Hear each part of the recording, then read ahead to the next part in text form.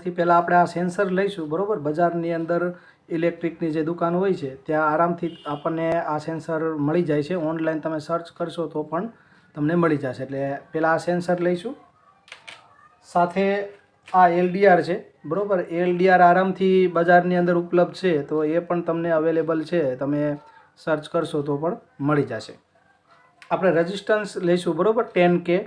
તો આપણે એક 10K રેઝિસ્ટન્સ લઈશું. ટ્રાન્ઝિસ્ટર આપણે લઈશું 547 નંબરનું, બરાબર. 547 ખાસ યાદ રાખવું. જરૂરિયાત પ્રમાણે આપણે LED લઈશું.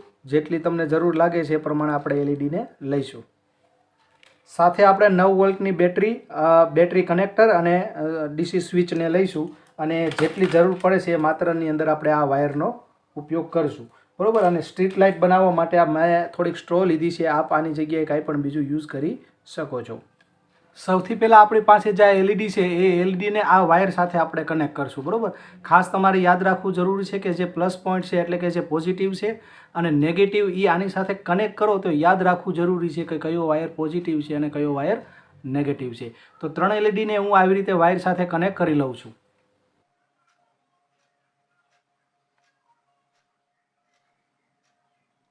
દોસ્તો, આપણે 3 કનેક્શન જે છે એ LEDમાં આપી દીધા છે. આવી રીતે તમે જોઈ શકો છો.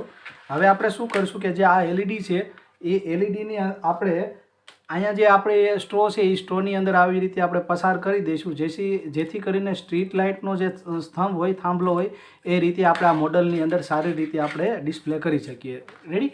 તમે જોઈ શકો છો કે આવી રીતે, રાઈટ? આવી રીતે આપણે LEDને આની અંદર રાખી દઈશું. હવે દોસ્તો, આપણી પાસે જે આ સેન્સર છે એ સેન્સરની અંદર આપણે કનેક્શન આપવાનું છે, બરાબર. હવે કનેક્શન આપવા માટે તમે થોડું કંઈ નજીકથી જોશો એટલે તમને ખ્યાલ આવશે કે કનેક્શન આમાં કઈ રીતે આપણે આપવાનું છે. તમે અહીં જોઈ શકો છો સૌ પહેલાં કે આની અંદર જો પહેલી જે સ્વિચ છે એટલે કે પહેલો જે ટર્મિનલ છે આ સાઈડથી, એમાં તમને જો VCC દેખાશે, બરાબર. પછી ગ્રાઉન્ડ છે અને આઉટપુટ. એટલે કે VCC એટલે જે એને પોઝિટિવ કહી શકીએ, ગ્રાઉન્ડ એટલે નેગેટિવ અને આઉટ એટલે કે આમાંથી આપણે શું આઉટપુટ કનેક્શન આપવાનું છે. રેડી? તો આવી રીતે આપણે કનેક્શન કરવાનું છે. હવે તમને ખબર છે કે આ ટર્મિનલ અહીંયા નજીક છે એટલા માટે આપણે અહીં કનેક્શન આપવામાં ઘણી બધો પ્રોબ્લેમ થશે. તો એની જગ્યાએ મેં થોડોક એવો જુગાડ કર્યો છે કે આપણી પાસે જે આ જમ્પર વાયર છે, બરાબર, તો એ જમ્પર વાયરને હું આની સાથે અટેચ કરી દઈશ આવી રીતે, બરાબર. તો આવી રીતે હું જમ્પર વાયરને અટેચ કરી દઈશ. એનાથી શું થશે કે મારે જે કનેક્શન આપવાનું છે ને એ કનેક્શન હું અહીંયા આપવા કરતાં અહીંયા આપી દઉં, બરાબર. બીજું કંઈ છે નહીં. તમે ડાયરેક્ટ અહીં કનેક્શન આપશો તો કોઈ પ્રોબ્લેમ નથી, પણ સારી રીતે આને મોડલને પ્રેઝન્ટ કરવા માટે મેં આવી રીતે અહીંયા કનેક્શન અલગ મેં એડ કર્યા છે. હવે શું કરવાનું છે, તમારી પાસે જે અહીંયા ટ્રાન્ઝિસ્ટર છે, ખાસ તમે સમજજો દોસ્તો. અહીંયા તમારી પાસે જે ટ્રાન્ઝિસ્ટર છે એ ટ્રાન્ઝિસ્ટરની અંદર તમે અહીં જોઈ શકો છો. ટ્રાન્ઝિસ્ટરની અંદર તમારે શું કરવાનું, ખાસ કરીને આમાં જે 3 ટર્મિનલ છે એને તમારે સમજવા બહુ જ જરૂરી છે, બરાબર. કઈ રીતે? તો હવે તમે જુઓ, આ જે ટ્રાન્ઝિસ્ટર છે, આ ટ્રાન્ઝિસ્ટરની અંદર તમે જ્યારે અહીં લખેલું છે એ સામે રાખશો એટલે કે 547 નંબરનું ટ્રાન્ઝિસ્ટરને તમે આવી રીતે સામે રાખશો એટલે આ જે ટર્મિનલ છે એને C કહેવાય, બરાબર. વચ્ચે છે એને B અને સાઈડમાં છે એને E, બરાબર. આવી રીતે જો, બરાબર. C, B અને E. હવે કઈ રીતે કનેક્શન આપવાનું છે ખાસ તમારે આ સમજવું જરૂરી છે, બરાબર.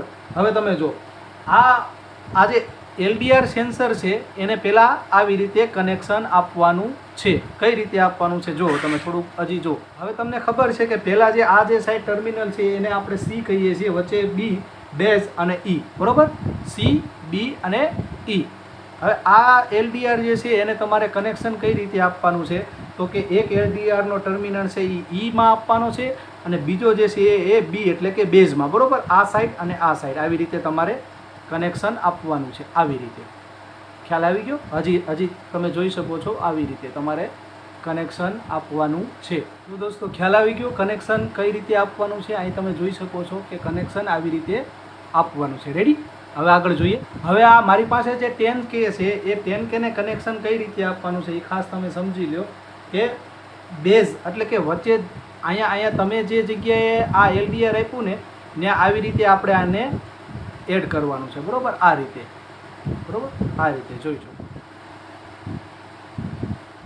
જો હું કનેક્શનની વાત કરું તો તમે અહીં જોઈ શકો છો કે કઈ રીતે આપણે ટ્રાન્ઝિસ્ટરનો અને સાથે એલડીઆરનું કનેક્શન જે રીતે કર્યું છે એ તમે જોઈ શકો છો. હવે આપણે આ જે કનેક્શન છે એને આપણે આ સર્કિટ સાથે કનેક્ટ કરવાનું છે, બરાબર. કઈ રીતે કરવાનું છે તમારે ધ્યાનથી જોવું પડશે. જો એક પણ કનેક્શન આડાઅવળું થઈ જશે તો તમારું મોડલ વર્કિંગ કરશે નહીં. એટલે આજે આપણી પાસે જે સર્કિટ હતી એ સર્કિટની અંદર તમે જોયું કે અહીંયા મેં છે ને આવી રીતે કનેક્શન એક્સ્ટ્રા લગાવી દીધા છે, જેથી શું થાય, આને કનેક્શન મારે ના આપવાને બદલે અહીંયા હું આપી શકું, બરાબર. હવે શું કરવાનું છે કે આપણે અહીં જે એલડીઆર સેન્સર અને ટ્રાન્ઝિસ્ટર અથવા અહીં લગાવેલું છે એને આપણે આની સાથે કનેક્ટ કરવાનું છે, બરાબર. તો સૌથી પહેલાં શું કરશું કે અહીંયા જે 10K રજિસ્ટર છે એને આપણે વીસીસી સાથે કનેક્ટ કરવાનું છે. જો આ વીસીસી એટલે પોઝિટિવ. ક્યાં કનેક્ટ કરું છું તો કે 10K સાથે, બરાબર. આવી રીતે અત્યારે હું ટેમ્પરરી કનેક્શન કરું છું, પછી હું આને વ્યવસ્થિત સોલ્ડરિંગ આયરનથી હું આને સોલ્વ કરી નાખીશ, બરાબર.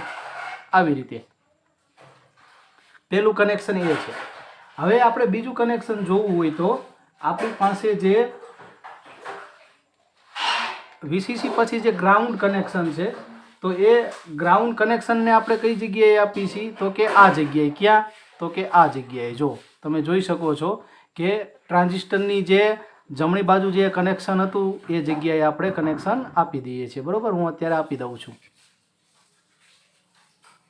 હવે આપણી પાસે જે બેટરી છે, બરાબર, એ બેટરીનો આપણે યુઝ કરીશું. જેમ કે આ બેટરી છે તો બેટરી સાથે મેં કનેક્ટર જોડ્યું છે પણ વચ્ચે સ્વિચ લગાવી દીધી છે જેથી હું પાવરને ઇઝી રીતે ઓન ઓફ કરી શકું. જો હવે બેટરીનો જે પોઝિટિવ કનેક્શન છે એ બેટરીના પોઝિટિવ કનેક્શનને આપણે વીસીસી સાથે કનેક્ટ કરવાનું છે. જેમ 10K ની સાથે જે આપણે કનેક્શન કર્યું ને એ જ રીતે આપણે અહીંયા કનેક્શન કરવાનું છે. ખાસ જે કનેક્શન કરવાનું છે એ તમે જોઈ લેજો. ડાયાગ્રામ આપ્યો છે તો ડાયાગ્રામની અંદર પણ તમે વ્યવસ્થિત જોજો અને પછી કનેક્શન કરજો. કનેક્શન કરતા સમયે ખાસ એ ધ્યાન રાખવું કે ક્યારેય બે કનેક્શન છે એ ઓપન હોય અને ભેગા ન થાય, જેથી કોઈ સર્કિટ છે એ ઉડી ન જાય અથવા તો એ ડેમેજ ન થાય. તો આ મેં એ કનેક્શન આપી દીધું છે. મારી પાસે જે નેગેટિવ કનેક્શન છે બેટરીનું એને હું કઈ જગ્યાએ આપીશ તમે જોઈ શકો છો કે આ ટ્રાન્ઝિસ્ટરની અંદર જે ઈ હતું ઓપ્શન અને એની અંદર એલડીઆર હતું, તો બંને સાથે હું અહીંયા આ કનેક્શનને આપી દઉં છું. જોયું હતું કે આપણી પાસે જે એલઈડી લાઇટ છે તો એલઈડી લાઇટને આપણે આની સાથે જોડવાનું છે. એની પહેલાં જે મેં બેઝ બનાવ્યો છે બેઝની અંદર પૂરું આપણે સેટઅપ કરી લઈશું અને પછી લાસ્ટમાં આનું કનેક્શન આપશું. આપણે જે એલઈડી લગાડેલી છે એના જે કનેક્શન છે એને પોઝિટિવને પોઝિટિવ એક સાથે કનેક્ટ કરી લીધા અને નેગેટિવને નેગેટિવ. ખ્યાલ આવી ગયો? પોઝિટિવ પોઝિટિવ ને નેગેટિવ નેગેટિવ. હવે આપણે જે સર્કિટ બનાવી છે આ સર્કિટની સાથે આપણે આનું કનેક્શન કરવાનું છે, બરાબર. કઈ રીતે કરવાનું છે? પોઝિટિવ જે વાયર છે એ પોઝિટિવ વાયરને અંદર આપણે જોડવાનો છે અહીંયા, એટલે કે વીસીસીમાં. પોઝિટિવ જે કનેક્શન છે એને આપણે વીસીસીમાં કનેક્ટ કરવાનું છે. ખ્યાલ આવી ગયો? અને નેગેટિવ જે કનેક્ટ છે એને આપણે આઉટની અંદર કનેક્ટ કરવાનું છે. રેડી? નેગેટિવ છે આઉટમાં કનેક્ટ કરવાનું છે અને પોઝિટિવ અહીંયા. હવે આપણે જોઈએ, પહેલાં સેટઅપ કરી લઈએ પછી જોઈએ કઈ રીતે વર્કિંગ કરે. આપણું જે મોડલ છે એ રેડી છે તો આપણે હવે ચેક કરીશું કે આ મોડલ વર્ક કઈ રીતે કરે છે, બરાબર.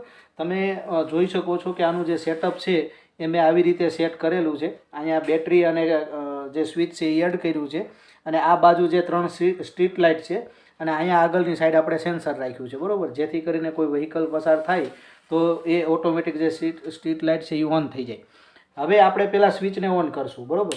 સ્વિચને ઓન કરશું તો તમે અહીં જોઈ શકશો કે જે આ જે સેન્સર છે એની અંદર જે બેટરીની કનેક્ટિવિટી છે એ ઓન દેખાડે છે.